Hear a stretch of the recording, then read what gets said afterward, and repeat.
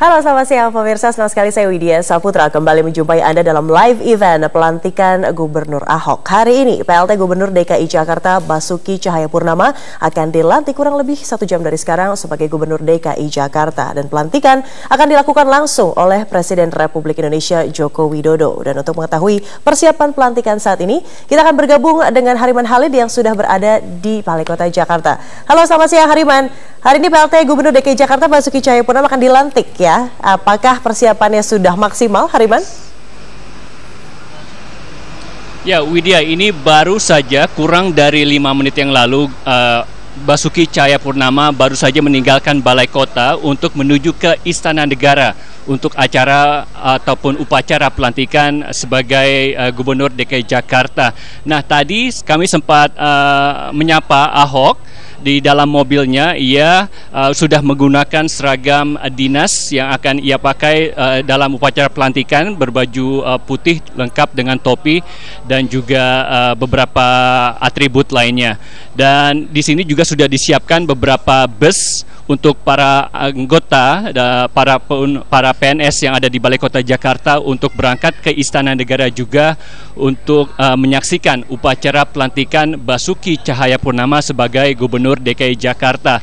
Dan kalau kita melihat suasana di sini memang di Balai Kota agak sedikit berbeda dengan hari-hari biasanya. Di sini banyak sekali polisi-polisi yang berjaga ini untuk mengantisipasi gangguan keamanan jika memang jika memang nanti ada aksi unjuk rasa ataupun demonstrasi menentang Ahok sebagai Gubernur DKI Jakarta. Kita lihat di sini memang beberapa aparat memang telah berjaga-jaga dan juga bus-bus telah disiapkan untuk mengangkut para PNS yang ada di Balai Kota Jakarta untuk menuju ke Istana Negara Jakarta.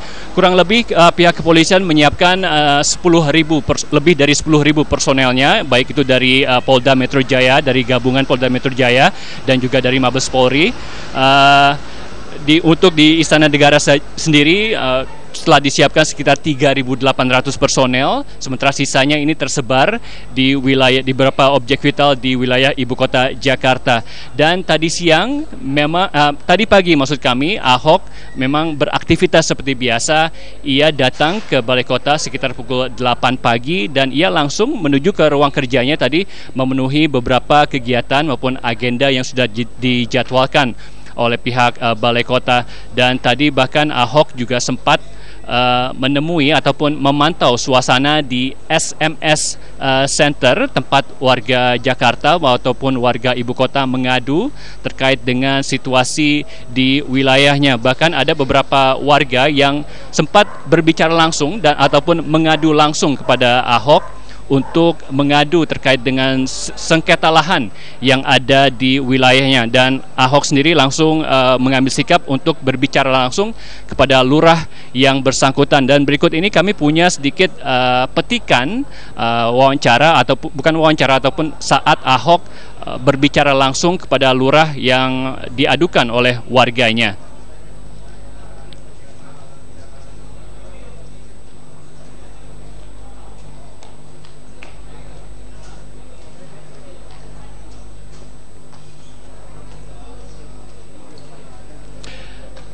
Nah, kalau kita boleh mereview sedikit Widya, perjalanan Ahok untuk menjadi Gubernur DKI Jakarta memang cukup terjal dan berliku. Beberapa pertentangan memang sudah terjadi. Ada beberapa ormas yang menentang Ahok untuk menjadi Gubernur DKI Jakarta. Lalu ada beberapa anggota DPRD yang juga mempermasalahkan pengangkatan Ahok sebagai Gubernur DKI Jakarta. Tapi ini memang di lain pihak Ketua DPRD DKI Jakarta Prasetyo Edy memang tidak mempermasalahkan. Ia menganggap pengangkatan Ahok sebagai Gubernur DKI Jakarta memang sudah sesuai prosedur dan sesuai dengan undang-undang yang berlaku. Mungkin untuk sementara demikian, Widya, kita akan kembali ke studio. Ya, terima kasih Hariman Halid, selamat kembali bertugas. Dan kini pemirsa, untuk mengetahui persiapan pelantikan saat ini kita akan bergabung dengan Robert Haryanto langsung dari Istana Negara Jakarta. Robert, bisa mendengar suara saya? Iya, Widya. Ya, Robert, Hariman berkata bahwa kurang dari 5 menit yang lalu Basuki Cahayapurnama sedang menuju Istana Negara. Apakah persiapan di Istana Negara sudah maksimal, Robert? Ya, jika Anda mengatakan 5 menit yang lalu Pak Basuki Cahayapurnama sedang berjalan ke sini, sampai sekarang memang jarak dari antara Balai Kota hingga Istana Negara hanya berjarak sekitar 10 menit. Kami belum mendapatkan konfirmasi bahwa Pak Ahok sudah sampai di sini. Tapi persiapan dipastikan sudah maksimal karena pengamanan di sekitar Istana Negara juga sudah disiapkan, terutama lagi di dalam Istana Negara, di mana nanti pelantikan akan dimulai pada pukul 14 waktu Indonesia bagian Barat. Pelantikan tidak akan berjalan lama, hanya sekitar 25 menit karena ini adalah hanya sebagai prosesi simbolis dari pengesahan dan juga pelantikan bahwa pelaksana tugas Gubernur DKI Jakarta akan menjadi gubernur definitif yang akan dijabat oleh Bapak Basuki Cahayapurnama. Nah, saya akan membahasnya bersama dengan Menteri Dalam Negeri Bapak Cahyokumolo, di mana ini adalah jalan yang panjang dari menjadi wakil gubernur dan juga menjadi gubernur definitif. Kami akan membahasnya karena masih banyak pertentangan yang terjadi di Indonesia. Selamat siang Pak Cahyo, terima kasih telah bergabung bersama kami. Ya. Pak Cahyo, banyak sekali kita melihat bahwa intrik-intrik yang terjadi selama perjalanan Pak Ahok menjadi seorang gubernur definitif DKI Jakarta. Nah, jika yang saya tanyakan bahwa jika fraksi di DPRD banyak yang tidak setuju, 4 pimpinan dari 1 pimpinan berbanding tidak setuju, apakah pelantikan ini tetap dapat legitimasinya dapat disahkan?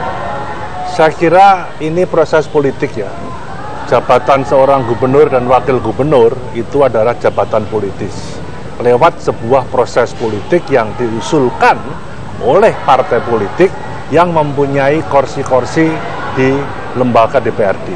Nah, kalau toh ada sahabat-sahabat partai politik yang mempunyai kursi di DPRD masih mempermasalahkan undang-undang dan perpu, masih mempermasalahkan tafsir dari undang-undang dan perpu, saya kira sah-sah saja.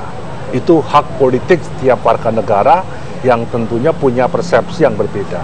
Tetapi Mendagri tetap berpegang bahwa posisi Bapak Basuki Cahayapurnama itu adalah sesuai dengan Kepres, yang pada saat Kepres memutuskan menyetujui pengunduran diri Bapak Joko Widodo sebagai gubernur DKI dan juga menunjuk wakil gubernur sebagai pelaksana tugas gubernur.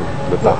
Kemudian DPR mengadakan sidang paripurna atas dasar surat Kemendagri yang kami meminta bahwa PLT ini jangan terlalu lama karena pengambilan keputusan politik pembangunan di Jakarta ini, kalau posisi seorang gubernur yang PLT ini akan mempengaruhi berbagai pengambilan keputusan. Maka tidak ada aturan undang-undang bahwa DPRD dalam memutuskan PLT gubernur DKI menjadi gubernur definitif itu tidak harus memenuhi quorum dalam sidang paripurna. Setelah DPRD memutuskan Bapak Basuki Cahayapurnama, kemudian pimpinan DPRD mengirimkan surat kepada Menteri Dalam Negeri bahwa sudah diputuskan. Nah, berdasarkan perpu yang ada, Mendagri menyampaikan kepada Presiden untuk segera mengeluarkan keputusan Presiden. Berarti dengan perpu ini dan juga dengan Undang-Undang 32 tahun 2004, ya, ini penjabaran dari tidak ada yang berbeda untuk pengangkatan seorang kepala daerah. Penjabaran. Karena apapun sejak zaman dulu seorang gubernur itu dasarnya adalah Kepres. Tapi kebiasaannya kan Presiden mendelegasikan kepada Menteri Dalam Negeri kalau itu diputuskan melalui proses hasil pilkada. Oke, baik. Tapi ini kan meneruskan, ya saya kira tidak menjadi masalah.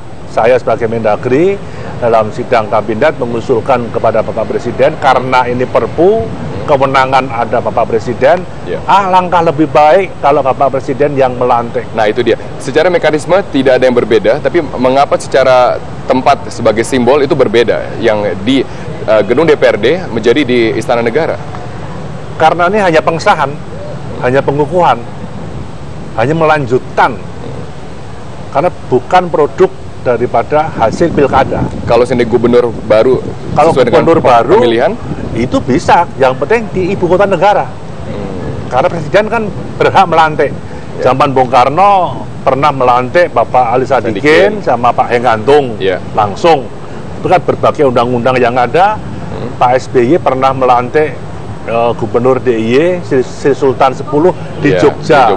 Nah, sekarang Bapak Presiden menyampaikan instruksi, beliau sepakat bahwa seluruh pelantikan gubernur seluruh Indonesia, hasil pilkada itu akan dilantik oleh Bapak Presiden. Tidak harus di Istana Negara selanjutnya, tapi asal di ibu kota. Bisa di ibu kota negara. Oh, di ibu kota negara. Oke. Kalau toh Presiden berhalangan, bisa ke Wakil Presiden atau bisa ke Mendagri. Itu bisa di DPRD, bisa di Jakarta. Oke, Pak. Ini kan Perpu 1 tahun 2014 ini mengatur mengenai tata cara pengangkatan kepala daerah dan juga cara pemilihan. Sedangkan ini undang-undang ini kan sudah disahkan DPR, juga banyak yang memuat tentang bagaimana kewenangan seorang gubernur yang diperbesar. Nah, bagaimana seorang sekarang dengan simbolis oleh pengangkatan presiden di Istana Negara itu bisa menguatkan perpanjangan tangan gubernur di daerah agar kebijakan-kebijakan pusat juga diterapkan di daerah. Walaupun ada otonomi daerah, ada peraturan daerah, ada APBD yang disahkan antara gubernur dengan DPRD, tetapi kepala daerah dari berbagai partai apapun adalah perpanjangan tangan politik seorang presiden yang sudah diputuskan oleh undang-undang, yang diputuskan lewat kepres, yang diputuskan oleh peraturan pemerintah. Itu hukumnya wajib. Seorang gubernur, seorang bupati, kepala daerah itu harus melaksanakan apa yang telah menjadi keputusan politik pembangunan seorang presiden. Walaupun dia punya hak otonomi, dia dipilih oleh rakyat, visi misinya sesuai dengan orientasi program di daerah. Lalu bagaimana cara untuk meminimalisir dari kebijakan yang bertentangan oleh kepala daerah dengan dalih otonomi daerah sekarang ini? Saya kira nggak ada masalah. Walaupun otonomi daerah kan rujukannya tetap pada Undang-Undang Dasar, kepada undang-undang, kecuali yang menyangkut otonomi yang ada di Aceh, otonomi yang ada di Papua, daerah khusus ibu kota, daerah khusus Yogyakarta. Tapi kan ada beberapa kewenangan-kewenangan. Yang itu apapun, seorang gubernur harus melaksanakan apapun keputusan pemerintah pusat oleh pemerintah, baik itu presiden maupun para menterinya. Dan juga ini adalah persiapan menuju pemilihan kepala daerah serentak yang akan dicanangkan pada 2020. Ya, ada 204 pemilihan kepala daerah. Secara infrastruktur telah disiapkan oleh KPU, kemudian oleh Mendagri dan seluruh kepala daerah. Hanya kita akan menunggu Perpu yang sudah disampaikan ke DPR. Mudah-mudahan Januari ini sudah akan ada pengambilan keputusan oleh teman-teman di DPR. Terima kasih Pak Cahyokumolo, Menteri Dalam Negeri, telah bergabung bersama kami. Dan demikian Widya, kami juga masih terus menunggu acara pelantikan Basuki Cahayapurnama sebagai Gubernur definitif DKI Jakarta akan dimulai pada pukul 14 waktu Indonesia bagian Barat. Kembali ke Anda. Terima kasih Robert Haryanto, kami masih menunggu dan pemirsa kami masih akan kembali di live pelantikan Gubernur Ahok. Selepas jeda pariwara berikut ini tetaplah bersama kami.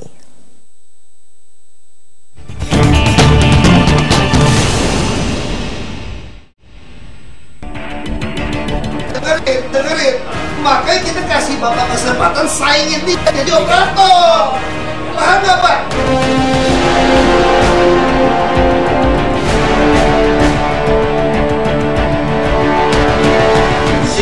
Basuki Cahayapurnama MM pelaksana tugas Gubernur Provinsi.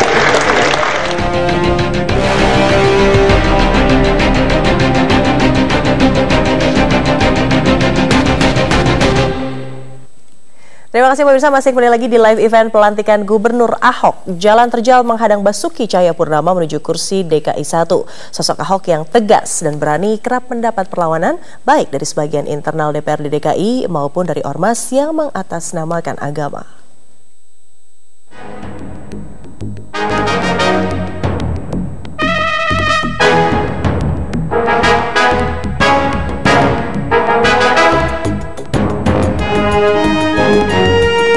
Basuki Cahayapurnama alias Ahok akhirnya dinyatakan sebagai gubernur melalui sidang paripurna istimewa oleh DPRD DKI Jakarta hari Jumat lalu. Ahok akan dilantik langsung oleh Presiden Joko Widodo hari ini di Istana. Proses Ahok menjadi gubernur tidaklah mudah, karena hampir sebulan menjabat sebagai pelaksana tugas gubernur, Ahok kerap ditentang oleh Koalisi Merah Putih di Parlemen Ibu Kota.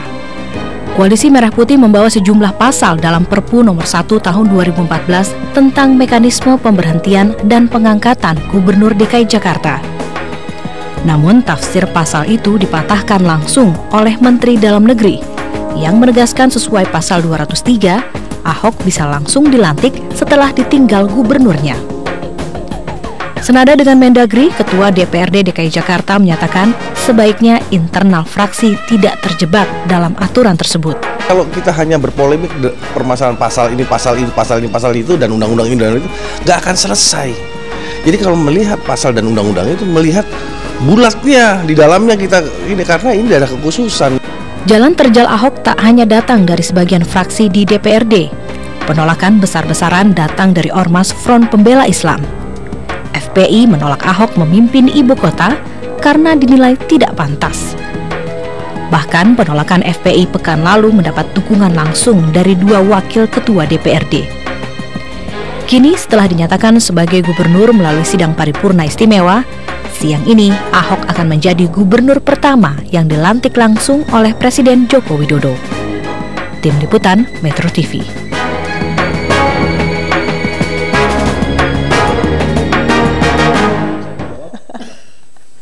Ya pemirsa, dan sudah hadir di studio untuk membahas live event pelantikan Gubernur Ahok ada Kang Yayat Supriyatna, pengamat tata kota. Selamat siang Kang. Selamat siang. Hatur nuhun sudah hadir di studio Metro TV. Dan juga ada Kang JJ Rizal, ini sejarawan yang hari ini kayaknya simbolis sekali ya kostumnya. Ada pakai kemeja putih, digulung gitu ya. Ada apa nih ya? Apakah memang mengikuti pemimpin kita yang suka bermain simbol? Enggak, saya habis dari dokter gigi. Oke. Tidak ada hubungannya ya? Tidak ada hubungan. Tapi kita ingin melihat ini hubungannya antara pelantikan Gubernur Ahok yang katakanlah cukup spesial, ini langsung dilantik oleh Presiden Republik Indonesia. Ini memang ada special attachment sebelumnya atau karena ada apa spesial dari Kang JJ dulu? Ya, saya pikir ini juga spesial karena Ahok kan berpasangan dengan Pak Jokowi, awalnya dijodohkan paksa, kawin paksa. Kawin paksa. Iya, tapi di tengah jalan jatuh cinta luar biasa mereka masing-masing kan, jadi perpisahan terasa berat begitu.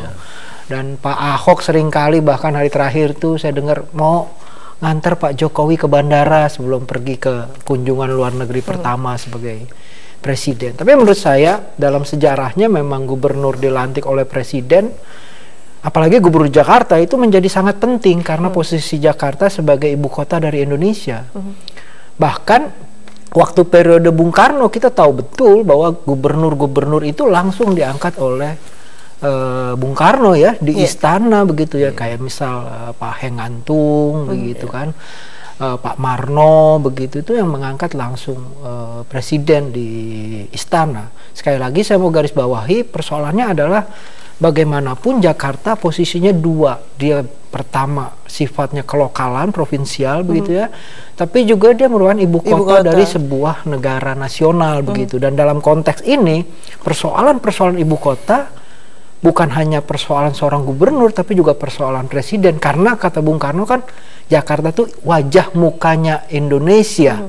Bahkan sekarang ada yang bilang RI 1-nya itu presiden, RI 2-nya wakil presiden, RI 3-nya ya si Ahok. DKI Jakarta ya. Tapi Anda berarti tidak mengkonsider hal ini sebagai hal spesial begitu. Tadi juga mengutip pernyataan dari Mendagri Cahyokumolo bahwa sebetulnya pelantikan gubernur di Istana Negara begitu itu merupakan keputusan presiden yang biasa-biasa saja begitu, karena sudah pernah dilakukan sebelumnya. Ini spesial menurut saya. Karena tradisi yang mati dihidupkan kembali.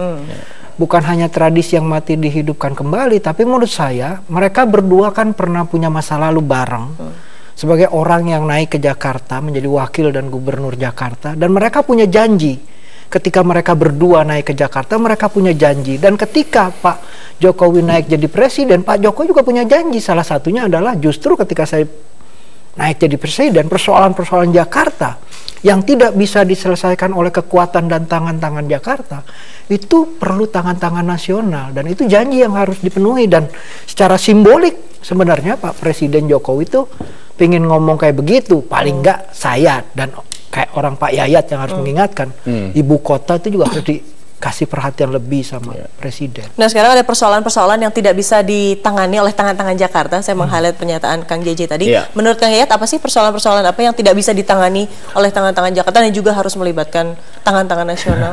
Ya, ini sebetulnya adanya pemisahan itu karena otoritas kewenangan yang sudah diatur oleh undang-undang. Contohnya misalnya terkait pengelolaan wilayah sungai. Dulu kan Pak Jokowi suka mengatakan, kalau berbicara tentang Ciliwung dan Cisadane, saya tidak bisa berbuat apa-apa karena kewenangannya itu kewenangan nasional. Itu sungai nasional kan, yang melintasi berbagai wilayah di Jabodetabek, sehingga DKI itu tidak punya otoritas untuk menormalkannya dalam konteks untuk menata, memaksimalkan bagaimana mengoptimalisasi pemanfaatan sungainya. Itu undang-undangnya. Yang kedua, misalnya jalan. Jalan itu juga ada jalan nasional di DKI ini yang terkait jalan-jalan seperti Gatot Subroto, Es Parma, itu kan jalan nasional yang ada di dalam wilayah. Jadi ketika kasus misalnya waktu jalan TB Sina Tupang itu amblas banjir tahun kemarin, itu kan jalan nasional, tapi yang ribut kan orang di Jakarta juga.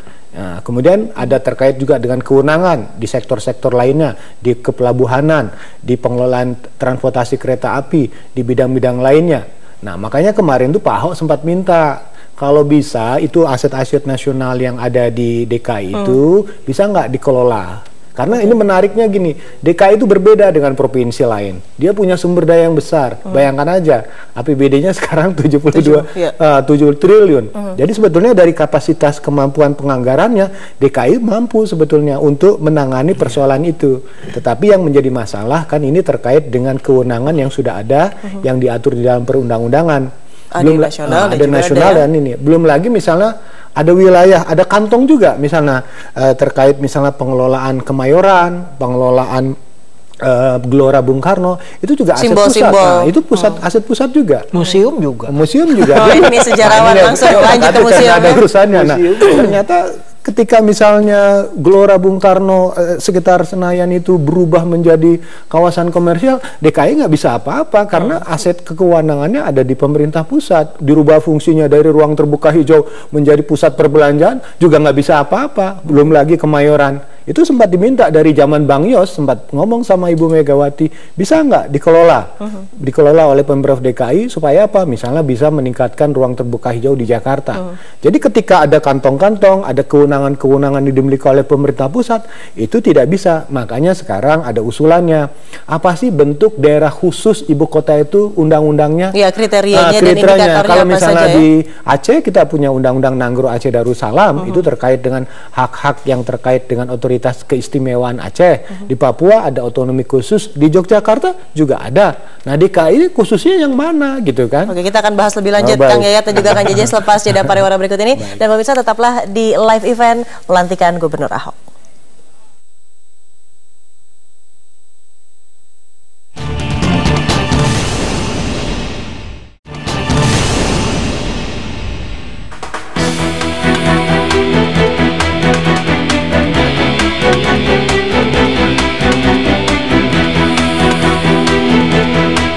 Dia tuh disiplin, terus berani banget, sama tegas banget. Kalau misalkan ada yang salah-salah dia langsung terjun ke lapangan.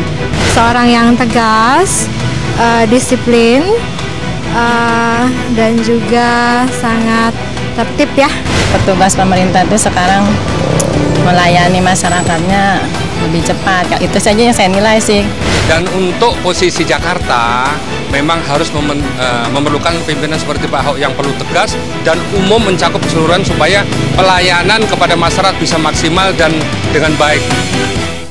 Kembali lagi di live event pelantikan Gubernur Ahok, dan pemirsa saya akan mengajak Anda untuk bergabung dengan rekan kami Hariman Halid yang berada di Balai Kota. Hariman Halid, informasi terkini apa yang bisa Anda sampaikan di sana, situasinya seperti apa? Ya, Widya, memang tadi Ahok sudah meninggalkan Balai Kota Jakarta pada pukul 1 waktu Indonesia Barat tadi untuk menuju ke Istana Negara untuk upacara ataupun proses pelantikan dirinya sebagai Gubernur DKI Jakarta.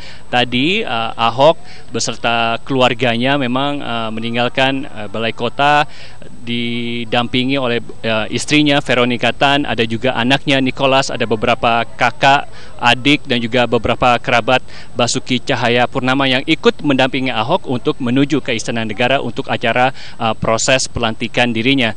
Pelantikan sendiri dilakukan di Istana Negara dan akan dilakukan oleh Gubernur, maksud kami Presiden Joko Widodo di Istana Negara rencananya pada pukul 14 waktu Indonesia Barat nanti.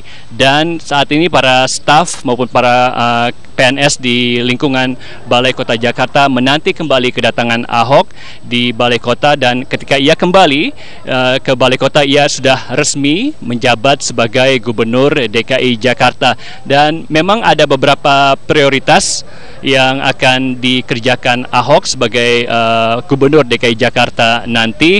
Ia mengatakan tidak akan ada pesta rakyat setelah dirinya diangkat menjadi Gubernur DKI Jakarta, tidak, karena memang pekerjaan menumpuk, menunggu warga menunggu apa yang dilakukan Ahok sebagai Gubernur DKI Jakarta. Di antaranya ini reformasi birokrasi, pencegahan banjir menghadapi musim hujan, dan juga mengatasi kemacetan di ibu kota Jakarta. Dan tadi memang sudah saya sampaikan, Ahok di hari yang cukup spesial, bisa dibilang cukup spesial ini, cukup istimewa. Ia bekerja seperti biasa, ia datang ke kantor, ke Balai Kota pada pukul 8 dan bekerja seperti biasa, bahkan memenuhi beberapa agenda yang telah dijadwalkan oleh Pemkot, maksud kami Pemprov DKI Jakarta. Dan tadi juga sempat menemui beberapa warga yang berada di SMS Center untuk mengadukan beberapa keluhan terkait dengan wilayahnya. Dan saat ini tadi kami juga sempat mewawancarai beberapa sanak keluarga maupun kerabat dari Basuki Cahayapurnama terkait dengan pengangkatan Ahok sebagai Gubernur DKI Jakarta. Tadi kami mewawancarai ibunya, Buniarti Ningsih, dan berikut ini kami hadirkan petikan wawancara ibu dari Basuki Cahayapurnama, Buniarti Ningsih. Oh iya. Oh, selamat sama Pak Ahok ya. Iyalah, puji Tuhan deh. Oh, supaya dia tuh harapan dia bisa bantu cinta negara kita sama masyarakat ya, supaya DKI makmur gitu ya. Ya, memang selain keluarga, tadi ada beberapa anggota dari Pemprov DKI Jakarta juga yang ikut dalam rombongan Ahok menuju ke Istana Negara. Ada beberapa anggota DPRD juga yang juga ikut mendampingi Ahok untuk proses pelantikannya, dan juga beberapa anggota DPD. Bahkan beberapa mantan gubernur juga akan menghadiri upacara proses pelantikan dari Basuki Cahayapurnama yang akan dilantik sebagai Gubernur DKI Jakarta. Tadi kami mendapat informasi kalau Ahok memang sudah ada di Istana Negara untuk menunggu acara proses pelantikan dirinya sebagai Gubernur DKI Jakarta yang akan dimulai pada pukul 14 waktu Indonesia Barat nanti. Untuk sementara demikian, Widya, kita kembali ke studio bersama Anda. Terima kasih Hariman Halid, dan nanti sesaat lagi kita akan bergabung dengan Robert Haryanto langsung dari Istana Negara untuk menyaksikan proses pelantikan Gubernur Ahok. Namun kita akan bergabung dulu dengan Kang Yayat dan juga Kang JJ. Bagi Anda baru bergabung, ini adalah pengamat tata kota, yang satu lagi adalah sejarawan. Sejarahnya nih Kang, kalau misalnya melihat Ahok ini berasal dari kaum minoritas, melihat respon media, melihat respon jejaring sosial, masyarakat berkata bahwa akhirnya ada juga kaum minoritas yang menjadi gubernur atau menjadi DKI 1. Kata-kata akhir ini memang setuju kah? Enggak. Kenapa? Karena artinya orang-orang kematian obor, istilah orang Betawi. Artinya terputus dengan masa lalu mereka. Karena dulu di tahun 1960-an kita punya wakil gubernur dan yang kemudian menjadi gubernur itu minoritas. Namanya Pak Heng Ngantung. Dia orang dari Manado ya, dan dia Kristen, dan yang lebih menarik lagi dia seniman. Nah, pelukis ya. Waktu itu juga menimbulkan kontroversial, walaupun tidak serame seperti sekarang ya, terutama di kalangan atas ya, elit-elit itu banyak yang menanyakan kepada Bung Karno kenapa mengangkat Heng Ngantung menjadi gubernur begitu ya. Karena mereka ngerasa Pak Heng ini wakil dari orang komunis, padahal tidak ada kaitannya sama sekali begitu. Dan kedua, kemudian Pak Heng juga bukan bagian dari mayoritas masyarakat Jakarta, dia Kristen. Oh, Bung Karno langsung marah begitu. Bung Karno nggak senang, kalian ini nggak paham ya kenapa kita menjadi Indonesia, apa alasan kita jadi Indonesia. alasan itu semua tercermin dalam nasionalisme kita. Nasionalisme kita adalah produk gado-gado, dibentuk oleh aneka macam kultur, yang dibawa oleh aneka macam ras, etnik, dan orang Cina salah satu penyumbang terbesarnya begitu. Dan karena Jakarta, sekali lagi seperti saya bilang tadi, kata Bung Karno, adalah wajah mukanya Indonesia, jadi dia harus perlihatkan itu. Kalau kita ngomong tentang kebinekaan gitu, kita harus memperlihatkan. Dan Bung Karno memberi contoh dengan mengangkat seorang Hengantung. Dan pada kenyataannya memang Pak Hengantung diangkat bukan hanya karena untuk kepentingan memperlihatkan aspek kinerjanya juga plural atau multikultural, tapi kinerjanya juga sangat baik ketika dia menjadi gubernur. Hampir semua proyek-proyek yang sekarang menjadi monumen dan penanda di kota Jakarta, sebut sajalah segala macam patung, Monas, patung Selamat Datang, bahkan dia yang mengkonsep begitu ya, dia yang menggambar begitu. Patung Pancoran atau patung Dirgantara yang bernama itu hasil kerja dia. Atau ada taman-taman di sepanjang jalan, banyak pot-pot besar, itu Pak Hengantung kerjanya. Jadi kata-kata akhirnya tadi tidak setuju ya. Iya, artinya menurut saya ini bukan hal yang baru, dan ini sesuatu yang sekali lagi menurut saya harus dihidupkan lagi tradisi bahwa tidak adalah pandangan yang keliru dan menyalahin, bahkan murtad menurut saya, terhadap konsep keindonesiaan apabila ada orang yang menolak Ahok dengan alasan karena matanya sipit, karena agamanya Kristen. Itu menurut saya itu nggak paham apa itu Indonesia, dan itu berbahaya. Kang Yayat ingin disampaikan? Iya, ini menarik ya, karena sebetulnya yang kita beri ruang sekarang ini adalah siapa-siapa yang punya niat dengan tulus untuk memperbaiki keadaan dengan latar belakang sosial, agama, apapun, itu diberi kesempatan. Karena kita kalau hanya terjepit dan terkotak kembali kepada kotak-kotak primordial, artinya kita hanya mengedepankan pada sisi kepentingan yang terlalu sempit. Indonesia itu terlalu luas. Indonesia itu jangan di kotak-kotak lagi. Jadi berpikirnya kita ke depan lah. Kita memang sekarang ini memang membutuhkan orang-orang yang punya kemauan dengan kekuatan yang besar untuk melakukan perubahan. Karena kalau kita kembali setback ke masa lalu, seakan-akan kita tidak memberikan satu harapan bahwa sebetulnya semua warga negara Indonesia itu punya hak yang sama. Secara inklusif, jangan eksklusif lagi lah. Kita karena kalau jebakan-jebakan itu tetap dibuka, persoalan yang terjadi adalah masalahnya diselesaikan atau tidak. Jadi jangan menempatkan orang ini di sini, ini di sini berlatar belakang, tapi terkait dengan kapasitas, kemampuannya, asal dia mampu membuktikan amanah yang diberikan sesuai dengan apa yang ditetapkan oleh peraturan perundang-undangan, dia bisa jalankan, tidak ada masalah. Nah, yang menarik lagi adalah di sini sebetulnya Jakarta kan frontage, wajah Indonesia, keanekaragaman ada di sini. Jadi pertanyaannya, Jakarta itu kan milik semuanya. Jadi yang terjadi sekarang ini adalah apa dengan tampilnya Pak Jokowi di Jakarta, Pak Ahok di Jakarta, itu sebetulnya memberi ruang bagi semua wali kota, bupati-bupati di daerah-daerah untuk tampil secara nasional, bahwa mereka juga punya kemampuan untuk mengisi di mana kekurangan-kekurangan kepemimpinan itu dengan kemampuan yang sangat optimal bisa diberikan kesempatan.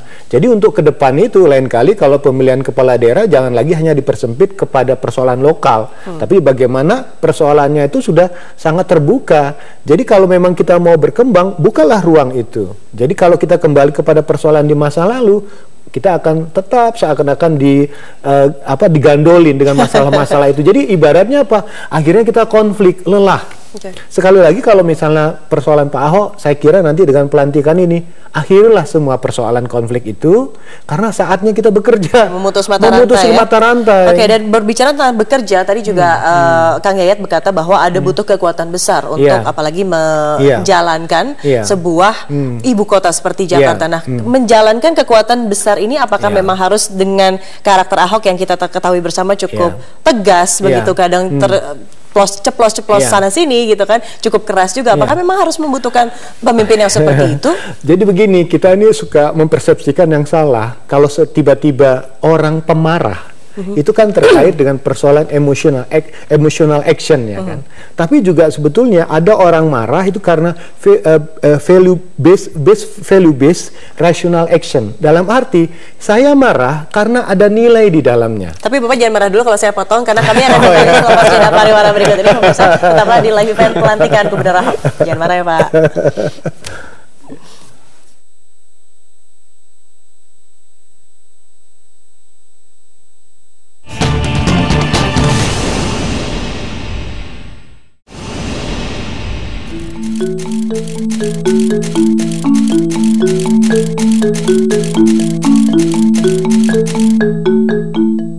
maju, jangan takut walaupun sekarang FPI sering banget demo ya.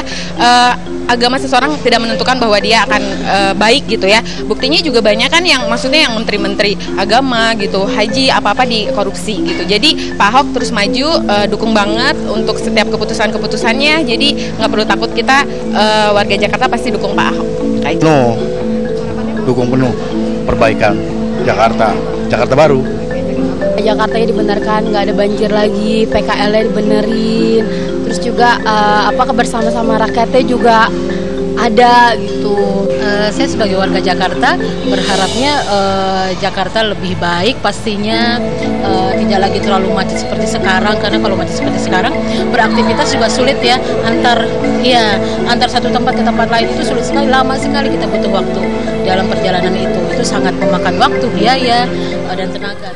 Ya, terima kasih pemirsa, masih kembali lagi di live event pelantikan Gubernur Ahok, dan saya akan mengajak Anda pemirsa dan juga Kang Yayat dan juga Kang JJ untuk melihat langsung suasana yang terjadi saat ini di Istana Negara, di mana pukul 14 waktu Indonesia Barat Presiden Republik Indonesia Joko Widodo akan langsung melantik Gubernur DKI yang baru, yakni Basuki Cahayapurnama atau Ahok. Kita akan sama-sama saksikan, sudah ada pengamanan tentunya yang dikerahkan. Ribuan pengamanan, tadi rekan Hariman Khalid mengatakan bahwa ada 10.000 pengamanan di Istana Negara yang siap mengawal prosesi pelantikan Gubernur Ahok, dan juga tentunya ada mantan gubernur. Nah, ini yang lucu deh, yang menarik ya.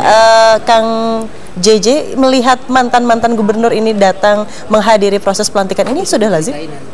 Nah, ini yang menarik gini, pelantikannya juga seketat pelantikannya Pak Jokowi kemarin pengawalannya. Artinya mirip, artinya memang 10.000 loh. Ini yang menarik adalah ini kan dua orang aktor besar ya, yang selalu meramaikan media dengan gagasan dan lompat-lompatan ini. Jadi membuat orang tertarik untuk melihat dan bagaimana sebetulnya proses kedua orang ini tampil di ranah nasional yang bisa mungkin memberikan perubahan-perubahan dalam konteks percepatan atau bentuk-bentuk kegiatan lainnya. Nah, tadi sebelum jeda pariwara saya sempat bersambung statement dari Kang Yayat mengenai tegas dan marahnya seorang Ahok yang memang diperlukan mungkin untuk menjadi seorang pemimpin di DKI Jakarta. Karena begini, dia bertindak karena ada nilai.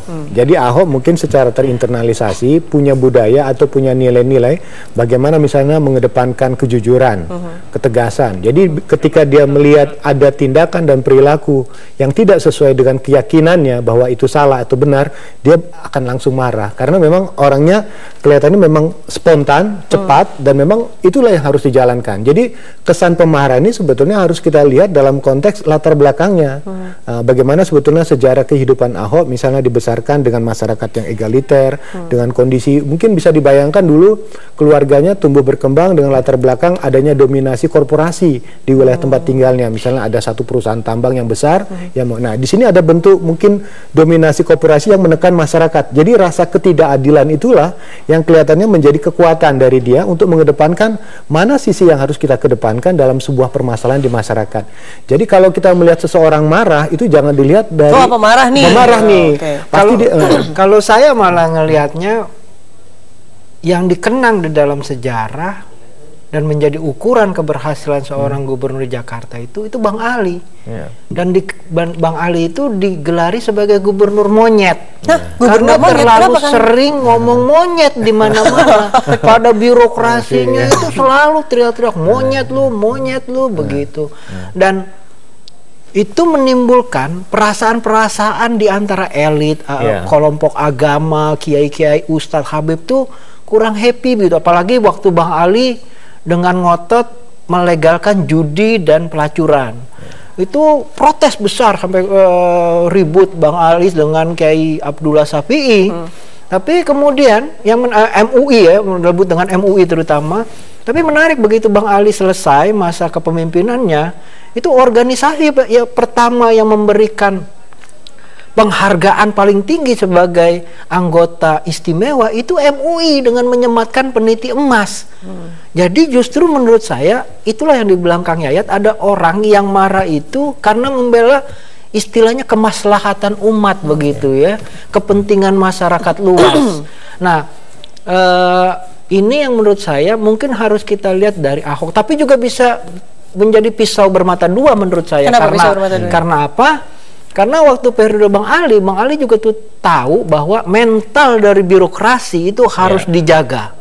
Jadi tidak bisa kita bentak-bentak, omelin, bahkan gamparin di depan umum. Misalnya ada satu contoh, saya dapat cerita dari Kang Ayib Rosidi, kan cukup dekat dengan Bang Ali. Suatu saat ada satu jembatan baru umur 4 atau 6 bulan itu roboh. Persis kayak robohnya jembatan di Taman Ismail Marzuki kemarin begitu. Lalu Bang Ali langsung bikin konferensi pers, dan dia tidak diikuti oleh siapapun satupun dari aparatus birokrasinya. Dia sendirian dan dia bilang saya yang salah. Nah, setengah jam setelah konferensi pers dia masuk ke satu ruangan di mana semua orang yang terlibat dalam urusan jembatan yang roboh itu dikatain monyet plus digamparin. Di dalam satu ruangan, jadi nggak perlu orang ribut, tapi dia pengen menciptakan kekuatan. Karena bagi Bang Ali, ya bagaimanapun modal utamanya dia untuk bekerja itu birokrasinya. Itu yang terpenting. Dan kayak tadi pertanyaan soal gubernur-gubernur yang mantan gubernur yang datang, menurut saya ini juga tradisi yang menarik dihidupkan lagi. Nah, saya ingat Bang Ali itu waktu dia selesai memimpin, Bang Ali kemudian membuat satu buku yang merupakan bagian dari tradisi masa Belanda, memoir. Bukunya apa? Kenangan. Kita akan saksikan. Kang JJ, maaf sekali harus dipotong. Selepas jeda pariwara berikut ini, dan pemirsa tetaplah di Metro TV di live event pelantikan Gubernur Ahok.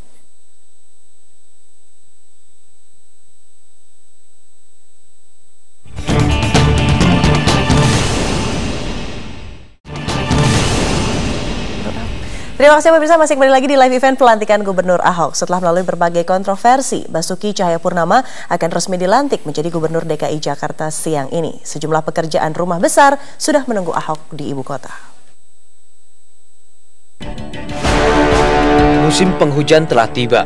Warga Jakarta kembali dihantui dengan musibah banjir. Inilah salah satu pekerjaan rumah bagi Basuki Cahayapurnama yang akan segera dilantik menjadi Gubernur DKI Jakarta definitif. Salah satu penyebab banjir adalah semakin menyempit dan dangkalnya sungai-sungai di Jakarta karena bagian bantaran kali dijadikan hunian. Keinginan Pemprov DKI untuk memindahkan warga dari bantaran kali ke rumah susun layak huni belum berjalan lancar. Belum lagi masalah kemacetan yang harus dirasakan warga ibu kota setiap hari. Mobil dan sepeda motor pribadi memenuhi jalanan, terutama di jam pergi dan pulang kerja. Warga tidak punya banyak pilihan karena transportasi massal belum cukup menampung mobilitas Jakarta. Bus Transjakarta misalnya baru bisa mengangkut sekitar 500.000 orang per hari, sementara KRL Jabodetabek mengangkut 400.000 penumpang per hari. Di sisi lain, pekerja di Jakarta lebih dari 4 juta orang. Di awal pemerintahan Joko Widodo dan Ahok sebagai gubernur dan wakil gubernur, Jakarta memulai pembangunan Mass Rapid Transportation atau MRT yang diperkirakan selesai 3 tahun lagi. Walaupun agak tertinggal dibanding kota-kota besar lainnya, Jakarta tetap ingin membangun sebuah peradaban sebagai kota metropolitan. Setelah Jokowi menjadi presiden, kini beban itu pindah ke bahu Ahok. Mantan Bupati Belitung Timur itu sebenarnya bisa lebih optimal membangun Jakarta karena mendapat dukungan penuh dari Presiden. Mampukah Ahok menjawab tantangan yang ada, membawa Jakarta menjadi kota metropolitan yang lebih beradab? Tim Liputan, Metro TV. Dan pemirsa, pelantikan live event Gubernur Ahok akan kembali selepas headline news pukul 14 waktu Indonesia Barat. Tetaplah bersama kami di Metro TV.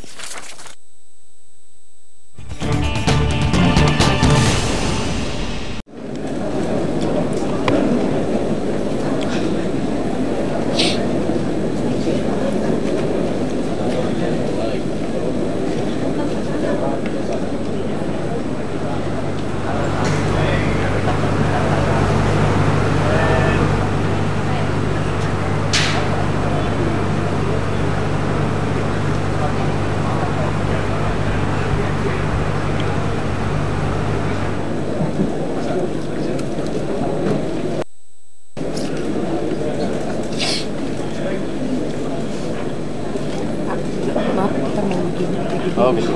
Oh gitu. Maaf.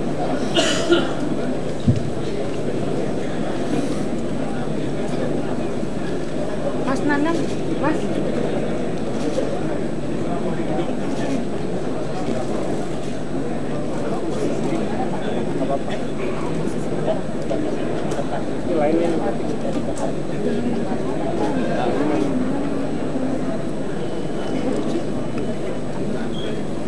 Ya pemirsa, kita lanjutkan live event mengenai pelantikan dari Gubernur DKI Jakarta bersama saya Prita Laura.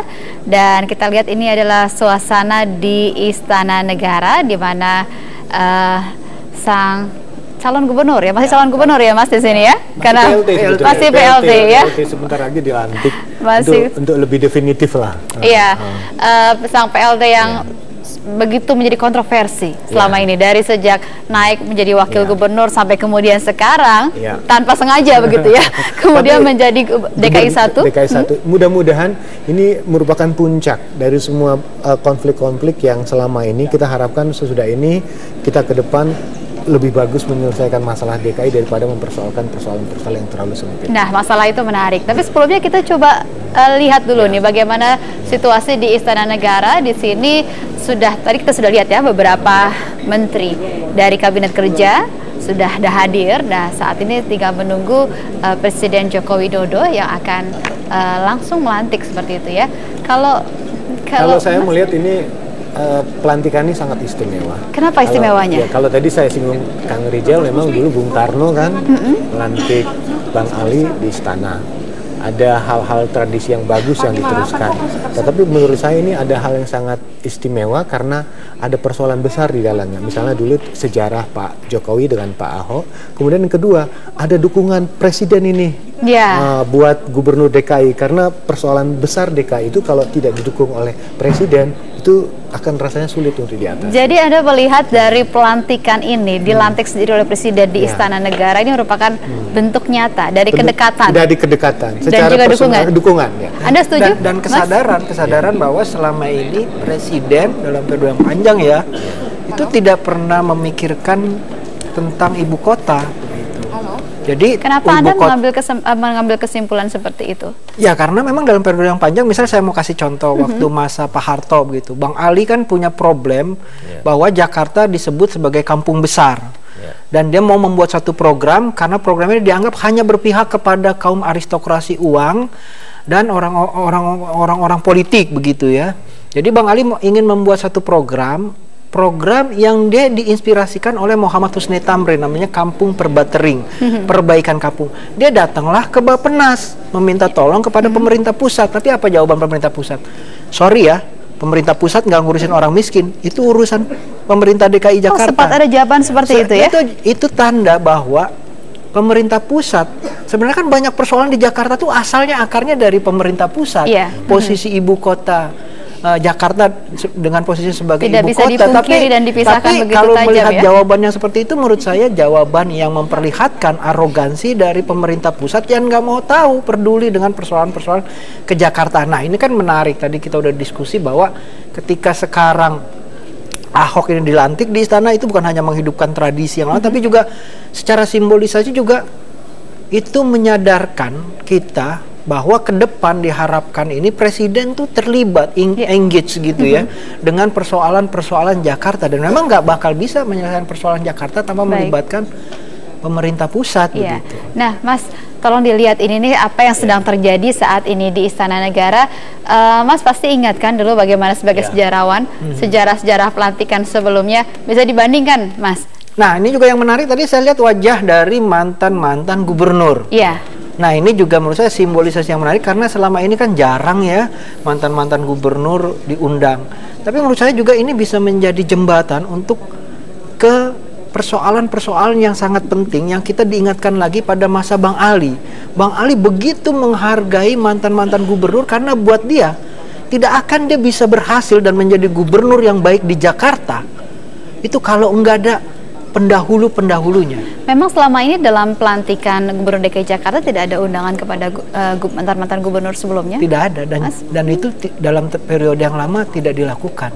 Nah itulah saya bilang sebenarnya ini momen yang menarik, peristiwa simbolisasi yang bisa menjadi jembatan karena nanti kita bisa diajak berpikir bahwa dengan menghargai gubernur-gubernur yang lalu itu kita justru menjadi sangat penting untuk mengingat bahwa kehadiran dan kebaikan dan prestasinya itu dan pembangunan yang sekarang dilakukan bukan suatu diskontinuitas.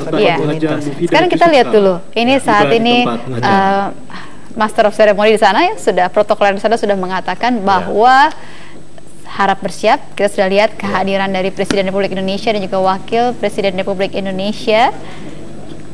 Ini sangat khusus sekali. Kalau kita lihat kan seperti pelantikan pejabat setingkat menteri juga.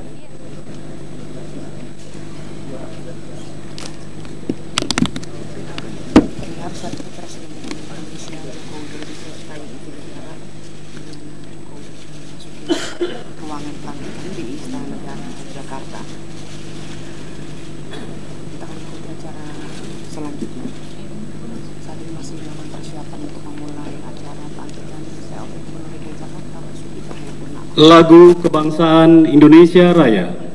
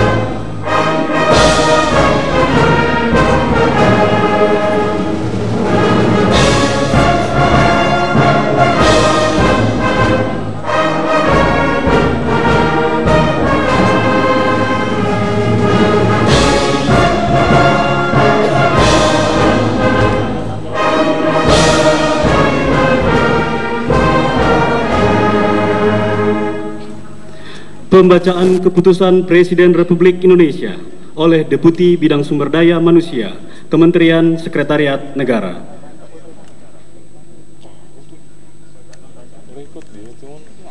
Keputusan Presiden Republik Indonesia nomor 130 P tahun 2014 tentang pengesahan pemberhentian Wakil Gubernur Daerah Khusus Ibu Kota Jakarta masa jabatan tahun 2012-2017 dan pengesahan pengangkatan Gubernur Daerah Khusus Ibu Kota Jakarta sisa masa jabatan tahun 2012-2017. Dengan rahmat Tuhan Yang Maha Esa, Presiden Republik Indonesia menimbang dan seterusnya, mengingat dan seterusnya, memutuskan, menetapkan keputusan Presiden tentang pengesahan pemberhentian Wakil Gubernur Daerah Khusus Ibu Kota Jakarta masa jabatan tahun 2012-2017 dan pengesahan pengangkatan Gubernur Daerah Khusus Ibu Kota Jakarta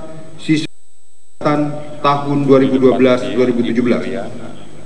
Kesatu, mengesahkan pemberhentian dengan hormat Saudara Basuki Cahayapurnama sebagai Wakil Gubernur Daerah Khusus Ibu Kota Jakarta masa jabatan tahun 2012-2017 disertai ucapan terima kasih atas pengabdian dan jasa-jasanya selama memangku jabatan tersebut.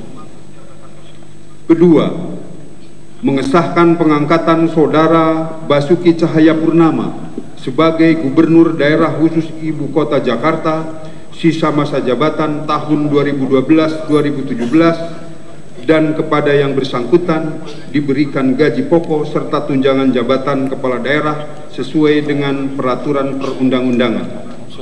Ketiga, keputusan Presiden ini mulai berlaku sejak tanggal pelantikan.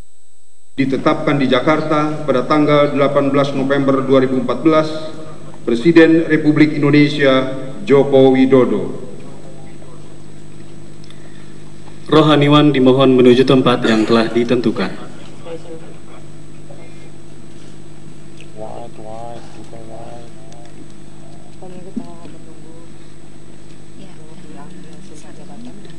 Pengambilan sumpah jabatan Gubernur DKI Jakarta oleh Presiden Republik Indonesia.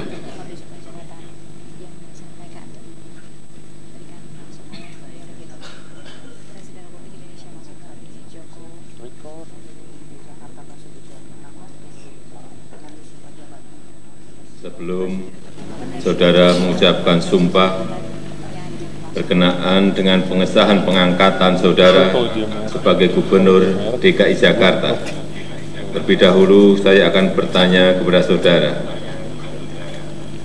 apakah saudara beragama Kristen Protestan? Ya, saya beragama Kristen Protestan. Bersediakah saudara mengucapkan sumpah menurut agama Kristen Protestan? Bersedia. Apabila demikian, saya minta saudara mengikuti dan mengulangi kata-kata saya.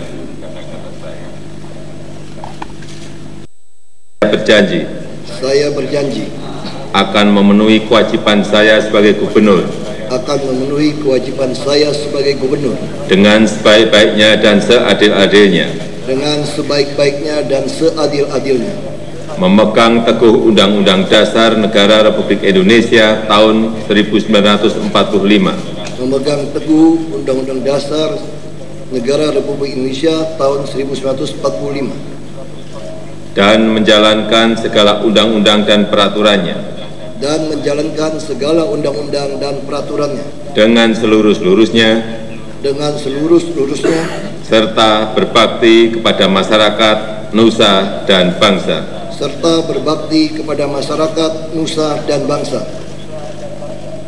Semoga Tuhan menolong saya.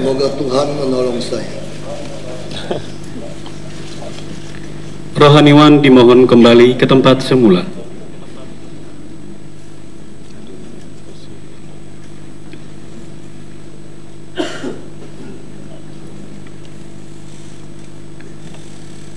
Presiden Republik Indonesia dimohon menuju meja penandatanganan.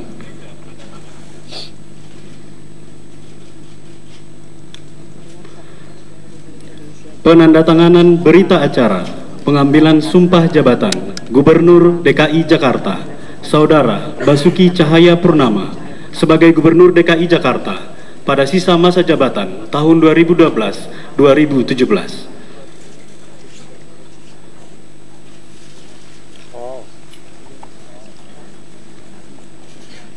Pendengar saat ini sedang ditandatangani berita acara pengambilan sumpah jabatan Gubernur DKI Jakarta Basuki Cahayapurnama pada Presiden Republik Indonesia Joko Widodo pada Gubernur DKI Jakarta Basuki Cahayapurnama.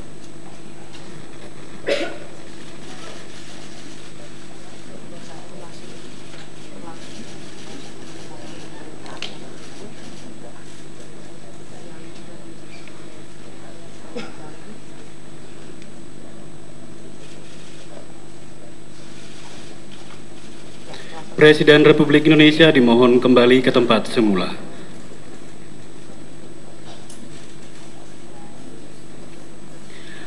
Lagu Kebangsaan Indonesia Raya.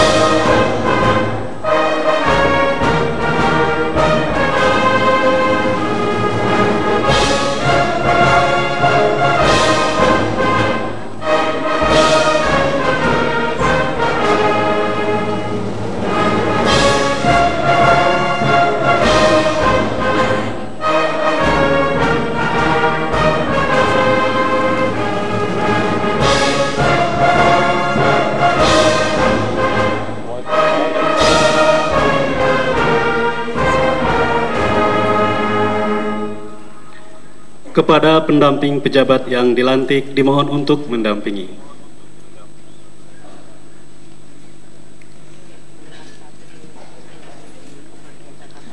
Pemberian ucapan selamat didahului oleh Presiden Republik Indonesia beserta Ibu Hajah Iriana Joko Widodo dan Wakil Presiden Republik Indonesia beserta Ibu Hajah Mufidah Yusuf Kala, diikuti oleh para undangan lainnya.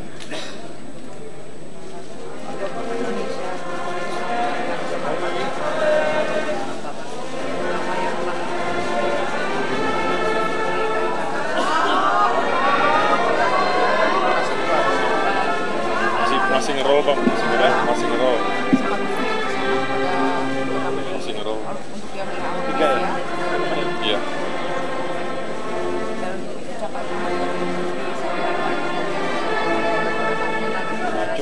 Pada DKI Jakarta yang baru, Basuki Cahayapurnama.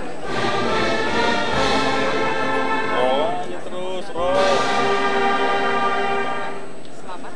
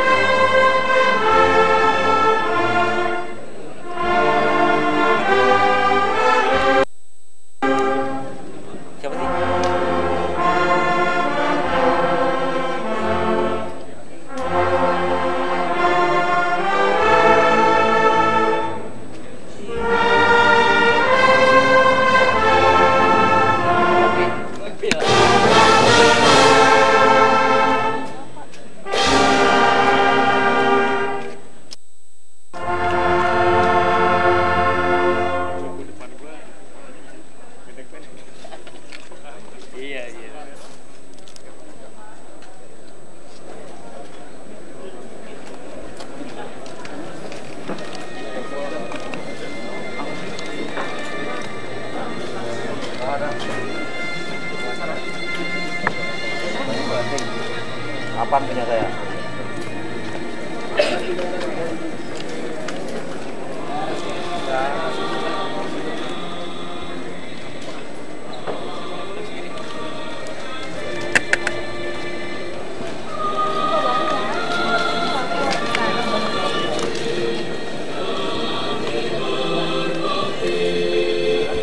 Ya, benar-benar menarik tadi kalau kita melihat bagaimana pelantikan yang cukup singkat dari Gubernur DKI. Tapi yang lebih menarik lagi adalah siapa yang hadir di sana tadi ya. Gimana Mas komentarnya? Kita lihat jajaran menteri kabinet kerja. Saya kita tidak bisa menghitungnya satu persatu, tapi kita melihat cukup lengkap, begitu ya. Dan kemudian juga kita lihat foto bersama dengan Ibu Megawati, tapi justru partai pendukungnya Pak Prabowo malah tidak hadir, gitu ya. Komentarnya gimana nih? Mas Yayat dulu mungkin. Ya, ini menarik ya. Artinya yang kita lihat rekan-rekan dari DPRD, khususnya 4 wakil ketua itu kan tidak hadir. Mereka sedang melakukan gugatan. Yang kedua, ini kelihatannya dukungan dari pemerintah pusat, dari kementerian, dari beberapa pejabat yang hadir itu menunjukkan bahwa ada support yang besar bagi Ahok untuk tetap ya di dalam konteks konsistensi sesudah menjabat dan pelaksanaan tugas ke depannya. Nah, yang menarik adalah bagaimana sesudah dilantik ini. Hari ini memang di istana ya suasana sangat chemistry-nya betul-betul nuansa pemerintah pusat banget. Tapi sekembali dari Istana Merdeka ke Balai Kota itu, nah itu akan suasananya akan berbeda karena PR-nya makin berat ini ke depan. Nah, itu nanti kita bahas. Itu satu hal yang menarik juga. Bagaimana Ahok ini ada foto nanti. kan ini dengan ketua DPRD DKI. Dengan ketua DPRD DKI. DKI. Ya, kan kita lihat apakah wakil-wakil dari ketua DPRD-nya masih ada, kelihatannya hanya ketua DPRD yang hadir di sini. Gimana Mas Rizal melihat sesuatu yang berbeda? Ya, pertama saya kurang happy waktu momen-momen awal sebelum pelantikannya, kaku sekali, feodal sekali cara melangkahnya Pak Jokowi seolah dan menghadapi Ahok itu. Saya pikir protokoler kejam juga ya, membunuh karakter ya. Gitu ya. Dan apa, kita tidak lihat waktu menyanyikan lagu Indonesia Raya semangat yang besar ada, apalagi itu sekarang sedang dipompakan begitu ya dengan jargon-jargon dan pola berpikir dan berpolitik Bung Karno gitu. Harusnya hidup di situ menurut saya. Dan yang juga perlu dicatat di sini menurut saya yang terpenting adalah bagaimanapun kita melihat bahwa Ahok ini wibawa politiknya besar sekali ya. Kita bisa lihat dari orang-orang yang hadir, dari orang yang bisa kita anggap sesepuh di dunia politik nasional seperti Megawati begitu ya, hadir dan bicara menyalami dengan cukup erat dan panjang begitu. Terus menteri-menteri yang ini menurut saya justru menarik karena problem Jakarta berkait erat dengan para menteri ini. Saya harapkan ini bukan gincu-gincu politik aja ya, tapi besok ke depannya itu bisa menjadi chemistry yang baik untuk menyelesaikan persoalan-persoalan Jakarta karena menyangkut banyak sekali urusannya dengan beberapa kementerian begitu. Dan yang menarik adalah kebekuan itu mencair justru setelah pelantikan. Kita bisa lihat Pak Jokowi itu menghilangkan segala macam pakem protokoler dan bicara seperti berlu gue gitu ya dengan mungkin takut kelepasan mungkin Pak Jokowi pada saat pelantikan gitu karena memang teman begitu kan. Nuansanya nanti jangan-jangan ke bawah seperti masih gubernur dan wakil gubernur gitu ya. Karena saya lihat banyak tradisi baru dihidupkan dan apalagi Pak Jokowi waktu momen menjadi presiden dan dilantik itu diiringi oleh pesta rakyat. Saya pikir juga Ahok dan Jokowi ini kan belakangan ini berkembang menjadi semacam fenomena suara dan wakil performance atau pencerminan dari rakyat. Saya pikir juga akan hidup suasana yang cukup seperti tidak kaku dengan protokoler begitu tapi tetap memperlihatkan satu keguyuban politik begitu ya dan itu menjadi penting. Tapi memang yang menyedihkan adalah menurut saya tidak hadirnya orang-orang yang justru dalam hidup politik Ahok itu memainkan peranan penting seperti Pak Prabowo gitu.